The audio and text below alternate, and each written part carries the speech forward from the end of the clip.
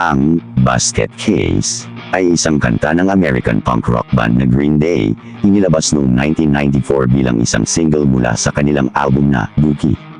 Ang mga lyrics ng kanta ay isinulat mula sa perspektiba ng pangunahing mga awit, si Billie Joe Armstrong, at madalas itong ituring bilang isang pagpapahayag ng kanyang personal na pakikibaka sa pagkabalisa at kalusugang pangkaisipan. Sa kanta, kinakanta ni Billie Joe ang pakiramdam na parang basket case, na isang salitang ginagamit para sa isang taong may mental na karamdaman o kabalintunaan. Iniisa-isa niya ang iba't ibang sintomas at emosyon na kanyang nararamdaman, tulad ng paranoia, kawalan ng tiwala sa sarili, at pakiramdam ng pagkakaiba.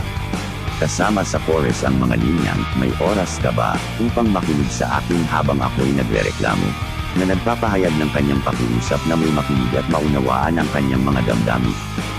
Sa pangkalahatan, ang basket